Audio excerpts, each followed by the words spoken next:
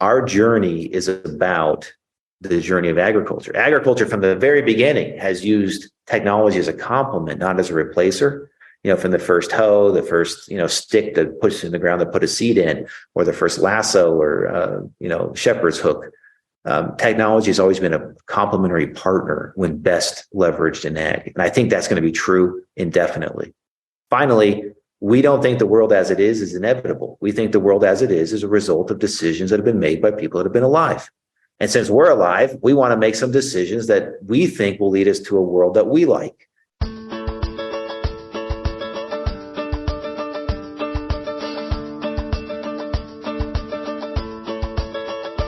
It's time for conversations about our food and how it's grown on Farm to Table Talk with your host, Rodger Wasson.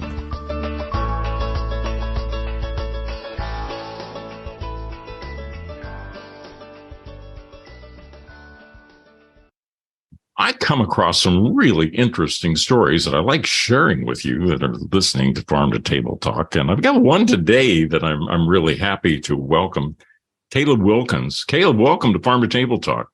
Hey, glad to be here. Nice to meet you, Rodger. I know that people that are listening to Farm to Table Talk and have listened to other conversations know that they are fascinated with people that have some interesting journeys that are kind of authentic in the way that they are connecting something to do with food, something to do with farming, people that are pursuing dreams and sometimes doing things that are helpful to Mother Earth. I could go on and on and on, and unfortunately, I do go on and on and on. So I should stop now. And Caleb, you have a background where you're one of these folks that you've been involved in technology, and now you find yourself involved in farming and agriculture. Set this up for me. Okay. So you must have what will be the equivalent of an elevator speech when we all used to go stand around in front of elevators. But when you have to explain what it is you're doing, what is it? How do you explain this? Yeah, great question. We're still figuring that out. Now, we think we know what we're doing, Rodger, but the truth is, as we get deeper and deeper into the agricultural world, we realize that we're not always sure that we're doing what we thought we were going to do. What we're focused on doing is being a foundational partner of production for livestock producers. And we focus first on meat, milk, and egg livestock producers. So that's what we're doing. But on a day-to-day basis, it often does not feel like that. Yeah. So livestock producers, it covers a wide range, obviously. Yeah. I mean, livestock. So we got poultry and pigs and cattle and sheep and all those. They need feed. So as your end of it, what do you have to deal with? I think, in fact, I know the answer to some of this, but is the area focusing on producing feed, or are there other areas that are equally important to you? Yeah, there are other areas that are equally important, but it's not our starting point. Our starting point is on feed. So producing feed for the livestock that are going into meat, milk, and egg production. So our journey right now has started at a point where we look at what is it that the farmer or the livestock producer needs most. So, when we started this company 3 years and 2 months ago, I think.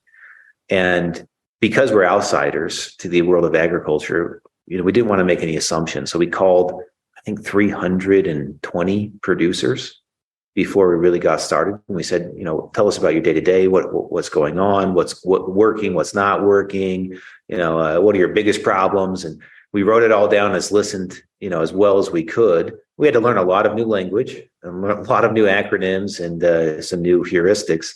But as we went through that process, what we learned is that if we want to help a livestock producer, we don't need to show up with spreadsheets and new apps and new gizmos. What we need to do is help them solve the problem around consistent feed, and then making that consistent feed as nutritious as possible and always available.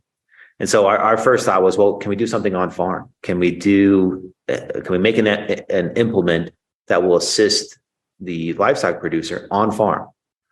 So we came up with, on a vertical farm that's small, sits inside of a shipping container and produces a consistent daily forage that's a premium in quality, consistent in nutritional value, and it's fresh, it's living. So it has all these things that a non-living feed just cannot have, with phytonutrients, enzymes, and vitamin levels and some bioavailability. So that's where we started. There's other things that are also very important to us, but that's not our starting point. Our starting point is on-farm, vertical farming for the production of livestock feed that has all the benefits of a fresh, year-round feed that's produced every single day, whether it's negative 30 degrees outside or 120 degrees outside. You have that consistent feed production so that you can give that to your animals and improve their performance. That's where we started. We've come a ways since then, but we still are focused primarily on that.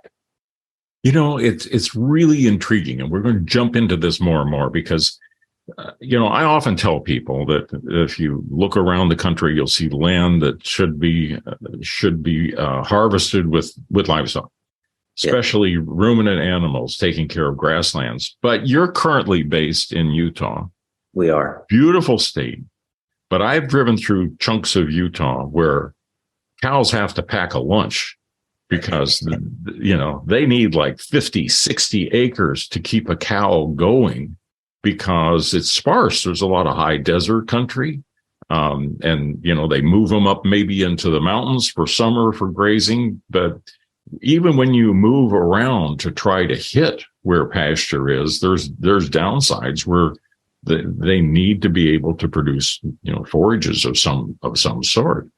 And you zeroed in on that. What does that look like? And how did you find yourself getting there?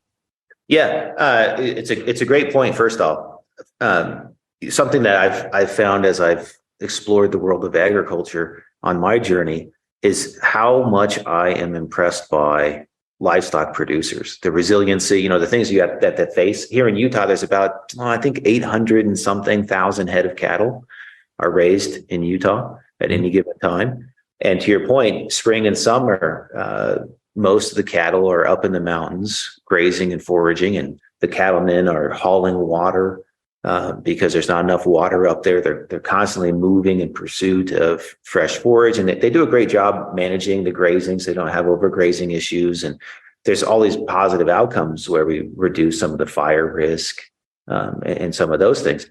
But the difficulty in it for the livestock producer is so intense that they're typically working a full-time job to support their ability to raise cattle in Utah, at least. And nationally, I think there's some good averages where most beef producers are spending 300 or more days off farm, is what they call it. So they're spending the majority of their time working in an office job or for a government position, and then they're farming at night and the weekends. And they don't really take holidays because their holiday time is spent moving cattle or something like that. So as we explored that and learned these lessons from these producers, we thought, hey, we can't replace land. We don't want to. Agriculture should always be tied to the land. And there's some real benefit in that. But can we enhance it, or can we support it or extend it? And so looking at how we could do that led us to this place where we said, okay, what if we produce a fresh forage that can complement the pasture, can complement the high grazing or the summertime or the winter time. And so it's always a part of the ration year round, but it's not replacing any one thing. Would that be valuable? And it turned out it is valuable, but it also is acceptable. When you come into the world of ag and you're an outsider, people don't want to hear your solutions. They want to hear that you're listening and that you're taking their advice and incorporating it into something that improves their day-to-day. I was on a call once, Rodger, with some beef producers about 2 years ago. And the very first thing they said was, what's your name? Caleb. Okay. The second thing they said is, how many years do you have in beef production? And I said, well, 0, none. And they said, great, we are not interested in this call. You have nothing to offer us. And they hung up. They had no interest in hearing what I showed up with. Yeah. So we changed that. We said, okay, tell us about what you're doing and what's valuable to you. And hey, what if we had this thing that extended your pasture, or that allowed you to put more animals onto it, or smooth out the inconsistency in their feed and improve production, help their health, or other things, would that be interesting? And sure enough, well, yeah, of course, that's my livelihood. That's very interesting. What do you have? And that's how we walked our way into this space. Yeah. Well, I would imagine that you were pulling back on some experiences you had in your other careers before you got into agriculture too, that it's not unusual that people really don't want to hear what you have to say as much as the first thing, they've got things to tell you. Yeah. And I've often learned that I thought I'd go somewhere, I'd travel a long ways to get to a meeting or something, and think, well, I'm going to tell them what I have on mind. But the thing that made the best connection, if I spent more time listening.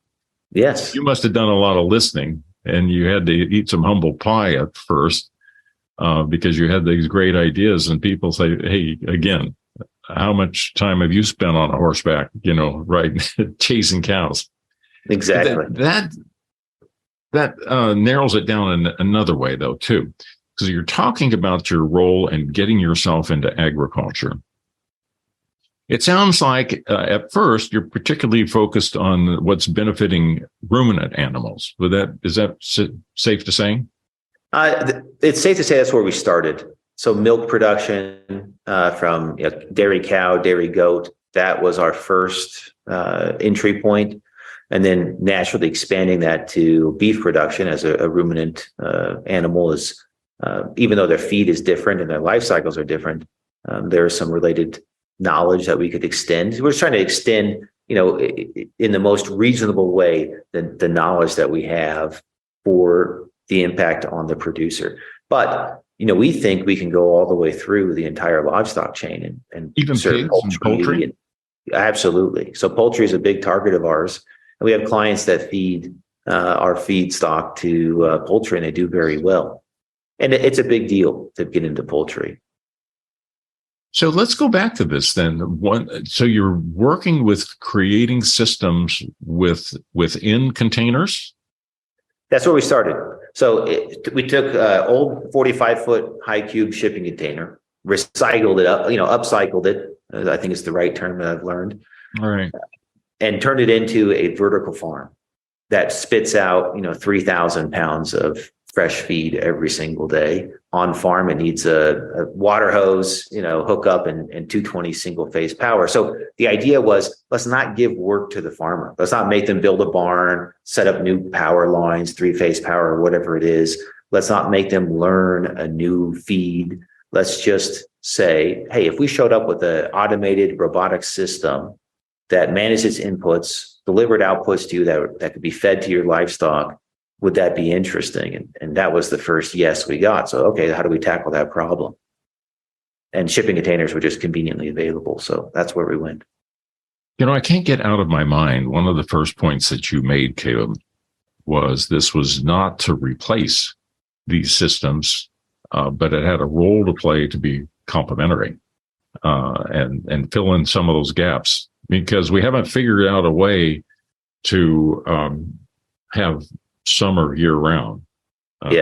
There's a few places everybody likes to go vacation that think they're close, but aside from that, seasonals make a difference on fresh food production. And so when you go inside with this, let's explain what it is you grow, and then we'll have to kind of get into how you're dealing with all the requirements of nutrients and light and water and so forth. Sure. Great point. So what we're doing today is taking grain and sprouting it and turning grain into a heavy starch, dormant feed into a living feed that takes the starch, converts it to sugar. So it's a high energy feed. It's a much safer feed when you're thinking about ruminant animals and acidosis or overfeeding starch. Then it has all these other benefits beyond the starch converting to sugar. It has enzymatic behavior and activity that improves the digestibility of your feed overall, your total feed in the rumen. You have elevated vitamin levels that improve, the bacterial, activity in the rumen and the animal itself.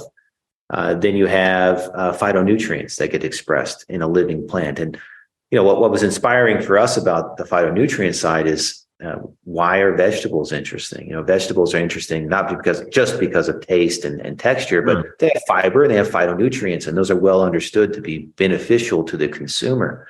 But we don't really do that and think that way when it comes to livestock production. We think about stored feed, and it makes sense. It's a no-brainer that we think about stored feed, because we want to produce year-round. And to your point, summer is not available year-round. Spring's not available year-round.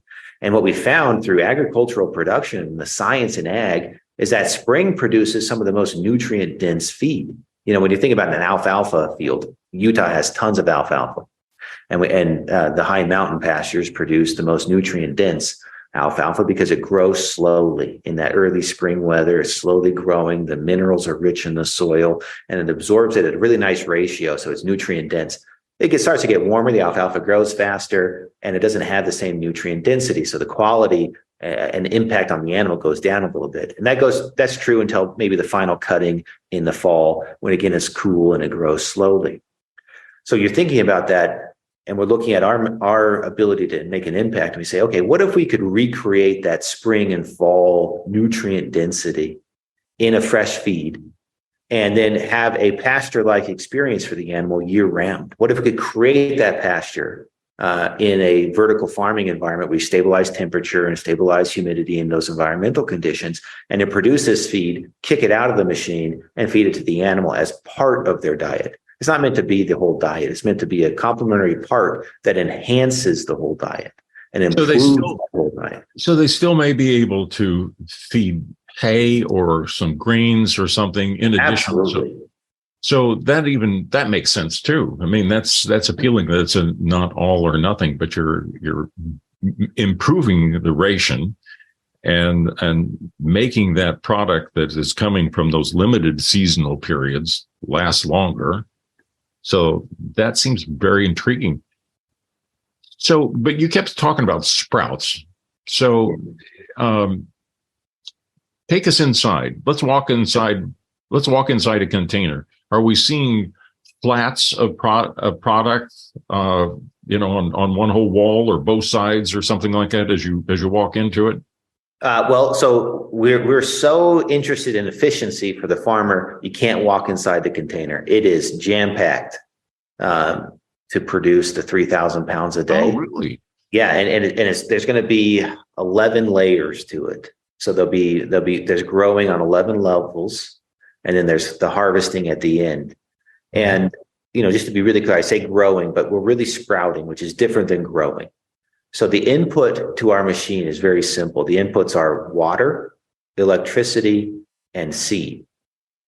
And there's a big range of seed that we can use. We don't have to have a monoculture seed. We can represent what a pasture offers. If you have an animal out grazing, they're eating, in many cases, hundreds of different types of plants, but most commonly at least 35 to 45 different types of plants. So you could have mixtures of seed, to really represent a more holistic diet than a monoculture diet. But let's say you're just using barley grain, which is where most of the market in sprouts started, barley or wheat grain. But our system has a silo box that sits next to it that holds 3 or 4 months worth of grain. It talks to what we call the PastureBox. It augers in, brings in the right amount of seed into that PastureBox, and it's fully automated. So that PastureBox then puts a certain amount of seed in to trays, and these trays move through the system in a serpentine pattern. And what we're doing is every day putting in new seed and every day harvesting 6-day-old sprouts. So it's not a long cycle. It's very different than controlled environment ag for human consumption. Our inputs are food, our water, seed, and electricity. There's no nutrient packages and microbiomes you got to manage and all these other environmental controls. It's very, very simple. I keep the temperature really stable. I add water. I add seed at a certain rate, a certain depth, and there's some science there that's really well established by our microbiology team, our microgreen institute team, and we partner with Cornell and USU and the University of Florida to manage that science. But what we're then doing is letting the seed have a perfect day, 6 days in a row. And what happens is that seed quickly germinates, it sprouts, and then it elongates its sprout. And during that process, you get all the magic of the seed. It's a bioreactor. So it's taking that dormant energy and turning it into living energy, converting the starch into sugar. Those phytonutrients become active, the enzymes become active, your vitamins are elevated, and then we harvest it and feed it to the animal as a portion of their feed. And here's an example of the impact of that. At Cornell, we did a study on high-performing dairy cows. And I didn't know what a high-performing dairy cow meant. So I had to up level and learn that high-performing dairy cow, they're producing a tremendous amount of milk. In some cases, 104 to 110 pounds of milk a day. It's incredible. Right. Their diets are so dialed in. I think there was 12 to 14 items that they're consuming in their diet. Their genetics are high-level genetics, and it's taken a tremendous amount of science and ag know-how to develop these high-performing dairy cows. And they're modern marvels, truly, of science and of animal husbandry, because the animal husbandry is very high for these high-performing dairy cows. We said, what if we did a 10% dry matter inclusion rate for our feed? What that means is you take out all the moisture, look at the dry matter. Here's the amount of dry matter we're feeding to these cows every day to get the 104 to 110 pounds of milk. What portion of that will we carve out for this new feed to see the impact of that feed? And Cornell is full of some really amazing people. And we have a Dr. Joe McFadden there that is just phenomenal. And he said, why don't we start with 10% dry matter inclusion? And we don't know any better. So sure, let's start with 10%. And we replaced 4 items out of the 12 to 14 feedstuffs that they were feeding these high-performing dairy cows. We only replaced 4 of them with our inclusion rate. And we ended up with a 7% increase in feed efficiency. So they ate less food, produced more energy-corrected milk. The butter fat was increased. The volumes were stabilized, but it was better milk, more of it, with 10% of our feed stuff, which was really interesting to us, because that means I don't have to replace everything. I don't have to even target one specific thing. What I can do is look at how do I complement the production in this environment, and then adjust it for that particular environment. We want to be a partner production. We don't want to come in and say, you should do it this way. You want to say, how are you doing it? What are your goals? Why are you doing it that way? Okay, great. Now we understand. Here's how we think we can come in and partner with you to enhance it or to extend it, but not to replace it, and certainly not to say we know better than you, because we don't. We just don't know better than these folks. Well, that makes sense. And it's such a quick turnaround from the time you're getting the seeds in there and you're able to harvest, but you're looking at one spot, which now, so it's soil less. I mean, or is it a substrate that they're setting in? No, so they don't sit in anything. So in this particular stage, so what we like to think about is the whole stage of ag and the cycles. The grain is raised in the ground, right, which is perfect. We don't want to change that. We don't want to raise grain outside of the ground.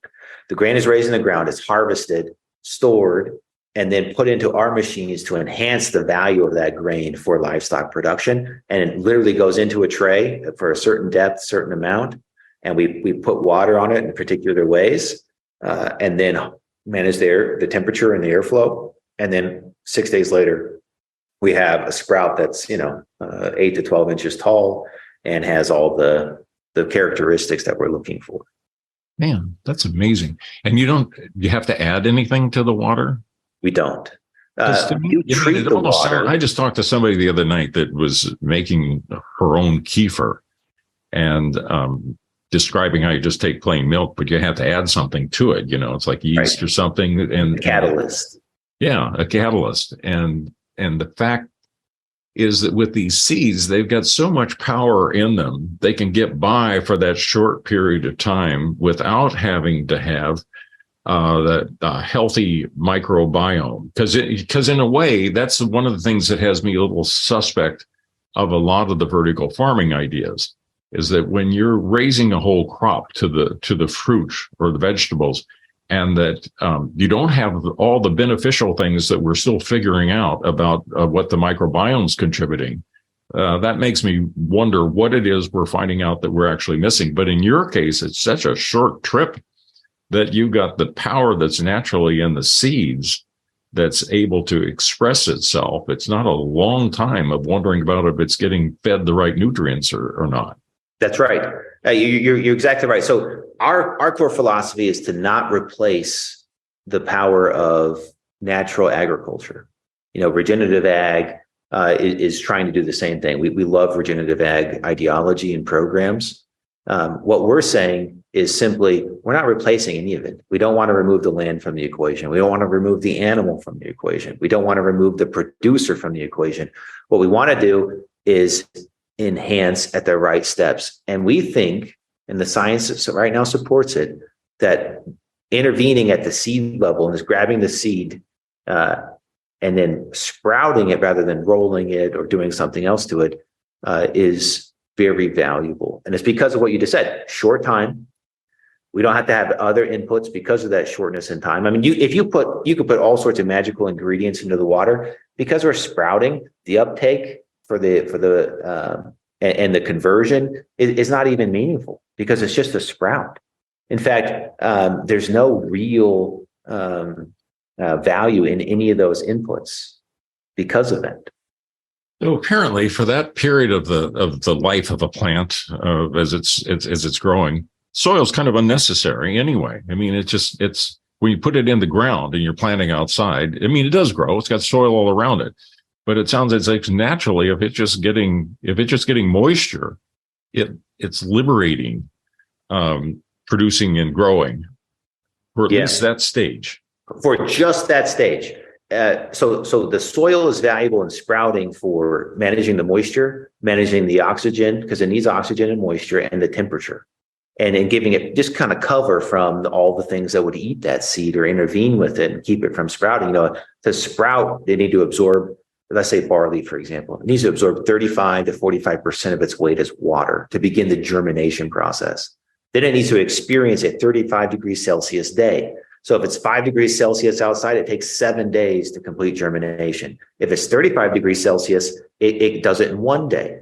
And then, it completes that sprouting process. Once it begins to grow, it must have soil. And we all know, especially, in an environment like yours, in the farm to table talk world, that the value of the soil is tremendously important, and that good soil impacts the growth in a way that bad soil can never do.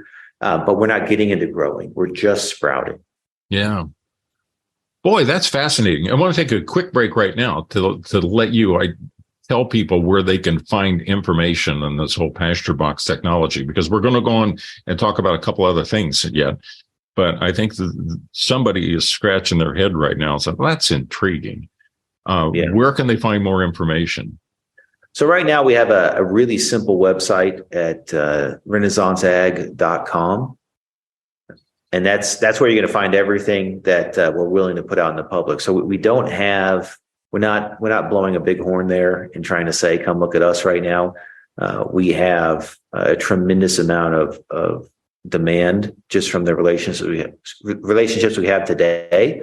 And then, we kind of keep it as close to the chest as possible. So right now you can go to renaissanceag.com and see some things about our PastureBox system and some of our philosophy, where we think, the right way to think about agriculture is to look back on agriculture and say that, that the past is going to be the future. It's not going to be some lunar landscape with some, vats making fake meat and fake plants that's going to be interesting about ag. We think it's really about looking backwards and pairing good technology with what we've learned from the past to be complementary of each other rather than reductive or replacement style. I can tell you right now, the biggest challenge people are going to run into is remembering how to spell Renaissance. Yeah. It's a great idea, and it's been a great idea for hundreds of years, and it's being utilized. I like it that it's your name right now, but it's I always have to stop and think, now wait a minute, did that have 2 S's or not? But 2 S's. So you're right. It's a long name. And we've made it really simple on the hat. We even have it looking backwards, the R is backwards.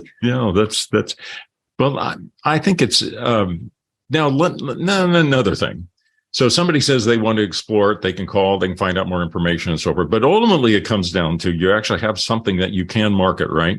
Yes. And people say, finally, they've done the research, they looked at it all, they think it works, they combine it with whatever their operation is right now, and they can say, hey, send me a box. I mean, can you put it together and ship it to somebody and get them up and running? Yeah, that's the idea with the PastureBox, is that it can be shipped by train or truck or even boat. There are some modifications to it that get in the way on the boat, but thus far with train and truck, we don't have any issues. And then we have a showroom at our first client here in Utah. So if you want to come out and see it, we're happy to take you through the technology. It's in a much larger application than inside the PastureBox. The PastureBox is designed for small to mid-sized clients that maybe have 100 or less animals. One PastureBox will feed 86 high-performing dairy cows at a 10% dry matter inclusion rate. So, it's ideal for 50 to 100 animals is what we're targeting with the PastureBox. The same technology inside of it, but free of the shipping container, is we have on display at one of our larger clients here in Utah. That one makes 16,000 pounds a day because this client needs more than 3,000 pounds a day. But it's all the same components, same parts and pieces, same ideology. It's just a different volume. And so we welcome them to come out, and we're happy to show the system so you can touch it, feel it, and be a part of that. But yes, the PastureBox is designed to be shipped to you, dropped off same day, and you're up and running, right away. I don't know if it's rude to ask about pricing, but can we have a ballpark range? I mean, this is kind of generally, I know it must vary a little bit, but some people are wondering it must cost a lot of money. Is that an awkward question? No, it's not. No, look, the only thing that's awkward is what's my BMI, and it's awkward because I don't know it. But other than that, there's no awkward questions. The PastureBox, we retail that for $200,000. Mm-hmm. It produces 3,000 pounds a day year round. However, we also have a subscription program. So rather than having to come up with a loan or invest all that capital into one machine, we have a program where you can just begin to pay a monthly subscription and receive, the system will drop it off. Set it up. We remotely monitor it. It's tied into the web, so we can do remote monitoring and maintenance and those types of things. But that means the farmer then just pays a monthly subscription to get access to it and to have access to the feed.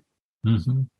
Really, really interesting. And it reminds me so much, though, of microgreens. That when I go to the farmers market, they're fairly expensive to buy a clamshell of microgreens, but they do a lot for you. But now let's broaden this now, because it's this really great concept. You've got a broader area. You found yourself a regenerative agriculture beyond just the PastureBox. What are the other things you're involved with? Yeah, very good question. So, as I mentioned, we started here. How do we be this foundational partner of production from feed? And we started with that largest volume piece. It was forage was what we kept hearing, the lack of availability, consistency, and nutrition, those types of things. But we also heard, the second thing that we heard was the price of protein is very high and the cost of my waste is very high. Often the cost wasn't identified as a numerical cost. It was an emotional cost. The neighbors are mad about the smell. The city's upset about, the way I'm managing my waste, my manure piles or my offals. I can't get permits to slaughter more animals. These types of things for that third voice. So first forage, second protein, and then third waste. And, we stumbled around for a while on how do we solve something like that. And we looked in probably all the wrong places until we finally found the right one. And we found a partner that is very meaningful to us. And they've allowed us to use our same machine, our same technology, but to take the waste from agriculture, the manure, the offals, that type of thing, upcycle it into protein, fat, and fiber, and turn that back into meaningful inputs for livestock production, as well as reducing, the negative outputs that are not actually negative, but they're just viewed negatively by neighbors or by the politicians or the city council. They look at, hey, where's all that manure going to go? Oh, we're going to spread it on farms.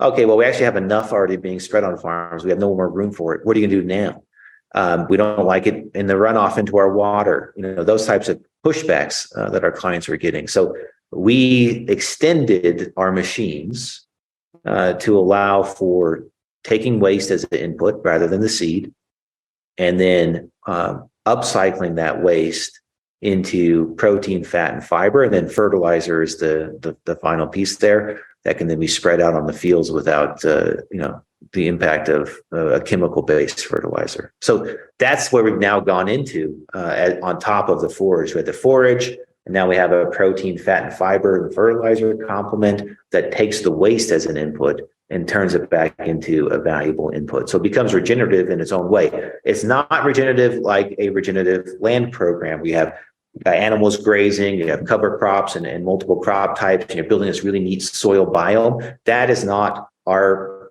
play in regenerative. Our complement to regenerative is to allow any producer to take their waste, whether they're a slaughterhouse or a beef, meat, milk, or egg producer, take their waste and turn it back regeneratively on farm into fat, protein, and fiber and fertilizer. So that's how we are now playing in this space. So let me go a little deeper. Okay. So the first input is the feedstock. And if you compare it to the forage side, that feedstock is seed. Right? We put a certain amount of seed into every tray, and then we add water. That's right. And we control the environment. On the other side, this protein, fat, fiber, and fertilizer side, the feedstock is the waste. So we can take the manure. Let's say I'm a dairy farm. I have a tremendous amount of manure coming out of my cows every day. They're very efficient animals. They're eating a lot. They're pooping a lot. That manure has real value. And there's a lot of it that can be tapped in traditional programs today, but there's still a lot of untapped energy and nitrogen in that waste, the manure and the urine. Yes. We want to take that waste, that manure, put it into our trays. And we will still add water to maintain a certain moisture content, but then we want to add black soldier fly larvae to it. But we're not doing this. What to it? Add black, what to it? Black soldier fly larvae. Okay.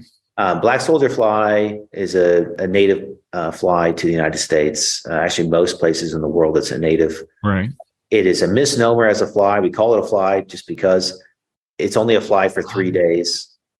It doesn't have a mouth. It drinks and reproduces as a fly. It spends most of its life as a larva.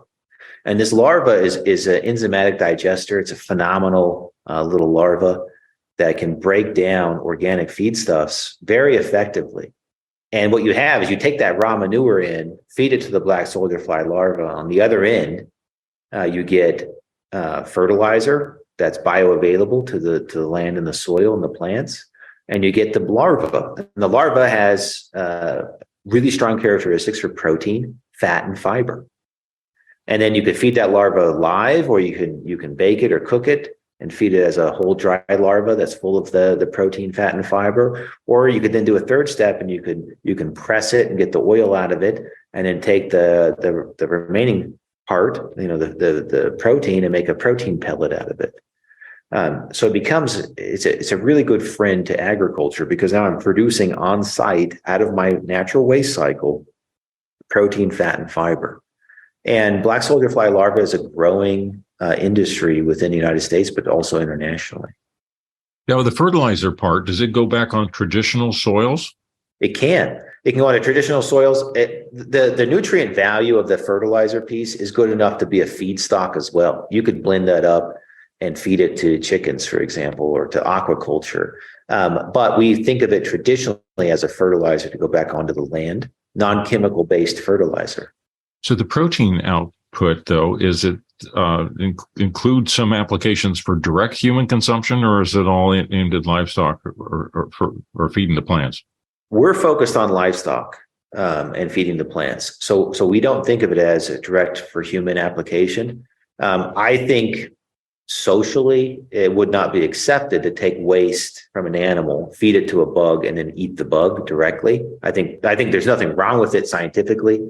We're not going to increase pathogen transfer. It doesn't become a vector if you treat it properly. It's scientifically fine. I think emotionally and philosophically, there's some big hurdles there culturally. I'm not even interested in it. I'm not even chasing that. What I'm saying is let's focus on taking the waste from ag production, turning it back into an input for ag production, and let it cycle there. And I think it's a very powerful. That's really interesting. That's really interesting. And in fact, as we speak, I've gone onto your website, and you have a graphic that I should have been looking at before I even asked my question, because it gives you a little idea about how this works. But in the meantime, this first section that we talked about, the PastureBox, and then going on into the protein and fertilizers, these are exciting areas. And I assume for electricity, are you using solar or conventional electric sources? Both. I don't think one's better than the other. The supply chain for solar is fraught with issues, but it can be very effective. So our systems consume a low enough amount of energy that a solar array could be housed on top of the system and power the system itself with the right battery pack. We've explored that for our off-grid clients, and I think we have a meaningful solution there. But conventional power or solar, either can work.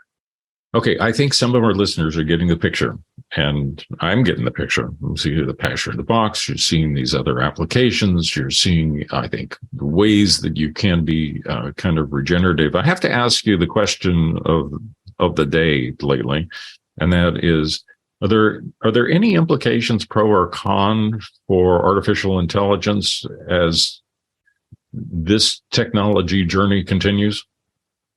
Sure. Both. There are pros and cons in this ag journey, and specifically for our technology. I will want to tease out, though, because I am a very I can tend to be annoying, Roger. I want to tease out that I don't think artificial intelligence exists yet. Right. We have phenomenal machine learning, large language models, copy paste, some really cool applications there, and our barrier for differentiating those is so low, it feels like artificial intelligence. But in the state that we're at right now, I think that type of technology is very powerful for two things. One, for improving the productivity of the machine. So we have some algorithms built in to learn and make sure that we're maximizing the value of the machine for our clients, using the right amount of energy, the right amount of water, the right temperatures, and then making those types of adjustments. I think the second benefit for these types of algorithms is to understand how to be ahead of the game on service and maintenance, how to see a problem coming before it actually shows up, so that it's a quick intervention rather than after the fact post-mortem intervention.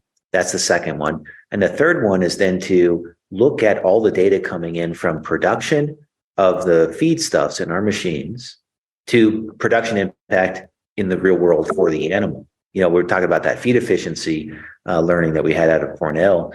Well, we do backgrounding cow-calf and finishing at USU, and we look at the rumen behavior at University of Florida. That's all amazing. But on-farm practice is all that matters, in that making sure each one of our clients can get the best performance out of their animal requires some of this data collection, these algorithms to look at and say, hey, guess what? When you bought that premium alfalfa, your feed stuff your milk production or your rate of gain did improve and it was worth it, or it didn't and it wasn't worth it. And so that's where I think these algorithms and the large data handling can become very valuable in agriculture, but also in our machine specifically, is to tie the production that comes out of our machine to the production that comes out of the animal. And then help the farmer understand where they could invest or they shouldn't invest in their time. I think that becomes really interesting. Well, it's an interesting perspective. Now, this is a good time, I think, to go back and say, you probably didn't, at one time in your life, you didn't think you were going to be a farmer. That's right. In Utah. So tell us about your journey. How did you get here? What did you start out doing, and before you found yourself doing these things we've been discussing? Yeah. So a little part of my journey that does have an impact today is the first few years of my life, I grew up on a hobby farm. My mother was an ag science major, and she always had a dream of having a little farm. So we had cows, goats, pigs, and chickens, and we harvested all of them and fed them. But this is what we ate. We were very poor. Think of like the poorest hobby farm you could imagine, out in the middle of the desert in California, in the high desert, near landers. Small little home, maybe 10 feet by 15 feet or something like that. It was a tiny little place, one little bathroom, 3 kids, my parents, and it was just the most blissful life, and it was amazing. But we left that very early, and I never had an experience like that again. And so I didn't imagine going back into ag or even being close to ag. I wanted to be a neurosurgeon in high school, and I had good grades, and I tended to apply myself in school, but I developed my grandmother's trimmer. So she has a trimmer in her hands. And so I realized, hey, I can't be a neurosurgeon if I come in shaky. That's going to scare everybody. And this is going to be the last surgery they ever experience. So I shifted away from that. I found psychology to be really interesting. I thought I had a lot of applications generally. I don't agree with a lot of psychology. I thought that was interesting too, to engage with something I didn't agree with.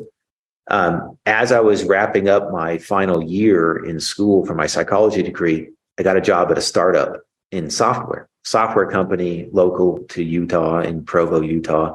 It's a small little company. It was about 30 something employees when I joined. And I was exposed to the business world, and I was in the sales side of things initially. And I'd never imagined myself being a salesman. My father always said he was too honest to be a salesman. And so, Rodger, my mother would call me once a month as I started this journey, and she would say, hey, I think the first time she said, I think you should get a job that's relevant to your major. You majored in psychology, go get a job that's relevant to that. I said, Mom, psychology and sales go hand in hand. It's a great marriage. So she gave up on that one. The next month she would call me, I think you should get a job that has skills that are transferable from one company to the next. I was like, Mom, sales is transferable. Even the CEO should be the best salesperson. This, Rodger, you've been a CEO. Your job is to understand the market and how you fit or don't fit in that market and make adjustments accordingly in that role. So then she gave up on that. And then she called me like, well, you should do one that is interesting. And I was like, well, it is interesting. I'm doing it. Then she gave up on that. And finally she said, well, you should do one that makes money. And so I shared some of the money I was making, and she stopped questioning it. She left it alone. I was like, great, good for you. In that journey, though, I learned a lot of things. I was blessed to be part of a company that was led by really strong leaders and had a great product market fit at the right timing. Timing is so important. It's more important than the product. And we had a great time. And that company blew up, and I got to sit on that train and be a part of that experience. I learned from that what I like and what I don't like. And then eventually I found that there were other people that felt the same way. So that my co-founder in this company, he doesn't like his name to be used, but my co-founder in this company and I met at this tech startup in 2010. And we've known each other for a very long time, but we both had some of the same issues with technology. It's not an issue necessarily. It's just a lack of meaningful satisfaction in, hey, this is all cool and it's great, but if it went away, it wouldn't really matter. And we'd be okay. So what does matter? And then we saw discrepancies. We both traveled all around the world. We saw differences in lifestyles. Like, hey, what's wrong with these people? Nothing. They're just as smart, just as hardworking, just as talented as we are. What's the difference in the quality of life? We decided that we thought it was access to food, water, and electricity that really created these big differences in the day-to-day. And so we said, well, can we do something about that? And because we don't know anything, we thought maybe we can. Maybe this is where we should put all of our money and our time and our interest is into doing something about food, water, and electricity. And we picked food first, Rodger, and we thought last mile stuff was where we were really interested. And everything we solved for last mile seemed to have a bigger problem further up the chain. And so eventually we found ourselves looking at how your food is produced is where we wanted to start. And that's kind of that long journey of how do we end up leaving technology sales and technology development to go into agriculture. And agriculture is far more interesting. And I have to say, no, this is going to be pejorative against the software folks, but it doesn't have to be.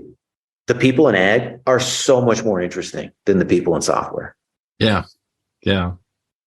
Yeah, I love the people in ag. It's one of the things I get involved with. But I also feel like people that make good people in ag often have come from technology more and more. And I'm impressed with how many people that don't have a farm background. You had a farm experience that you were able to relate to. An experience is right. They come in with the most enthusiasm. They grew in a city and didn't even have grandparents that could go out and visit the farm or something. Right. That are discovering it. This is cool. This is what I want to do. It feels good, and they can apply what they know in the world, used in the world of technology. And I think that's exciting. I really am glad you shared this excitement with us today. You answered several questions. I mean, when I first got the note about what you're doing, I thought, boy, this is kind of weird. Looks really, really strange. But I like it as you started explaining it, the complementary nature and the way it kind of supplements systems with agriculture and applies the technology and the role that it's playing. Man, you've checked a lot of boxes for me, and I think you probably have for folks that we have listening. So I want to give you one more time to maybe mention anything else that you want to be sure we're putting on the table, and also be able to wrap up with reminding people again of where they can find you if they want to know more information. Sure. The only thing I would say at this point is, first, I really appreciate your style and what you've allowed us to talk about in this conversation. I think that's really meaningful to me. The second thing I would say is that we think so highly of the ag producer and the farmer of any type, but we're focused on the ag producer. We think so highly of them. We're very grateful for what they do and how many there are. In, I think, the 1930s, there were over 7 million livestock, ag in general producers in the U.S. And now there's just over 2. So we've lost 5 million. We want them to stick around. So our goal in building this company is to be a foundational partner in production that allows them to stick around and pass it to the next generation. But we're also trying to allow inroads for new producers. You talk about a lot of these folks are coming from technology and other spaces because they're looking for something that I was looking for, which is I wanted to find meaning in my work that was beyond a paycheck and beyond closing a new deal or making the shiny new dongle. I wanted to do something that felt like it would last a long time. And that's what we're also trying to do. We're trying to allow new folks into ag that don't have the resources that ag requires. They don't have as much land. They don't have as much knowledge.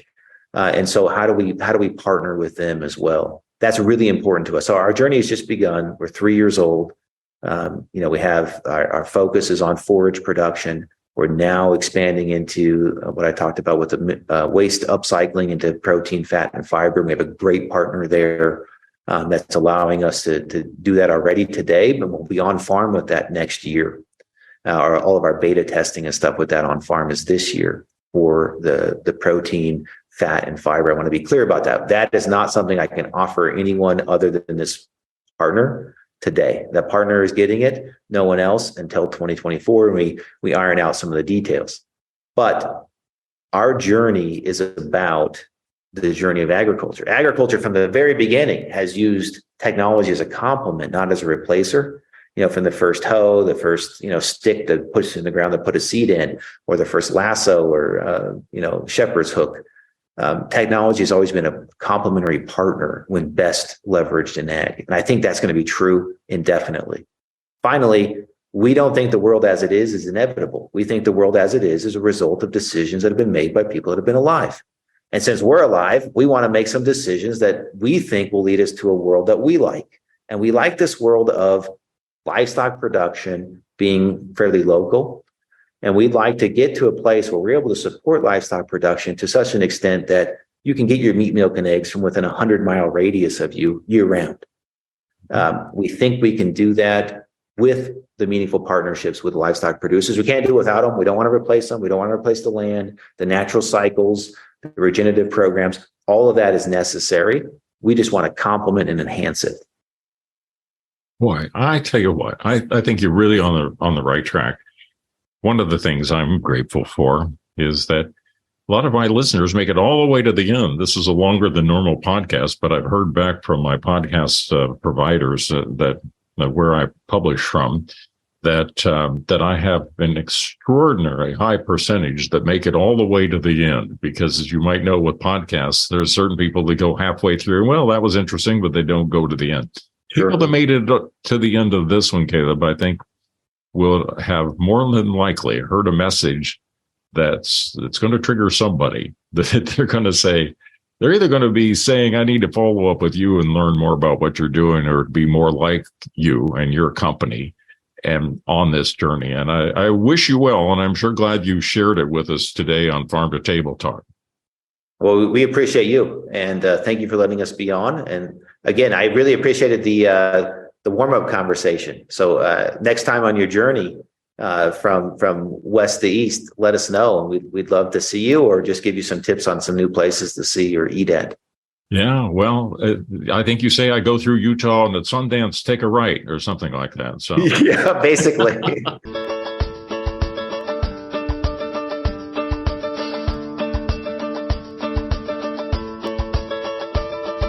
You've been listening to Farm to Table Talk with your host, Rodger Wasson.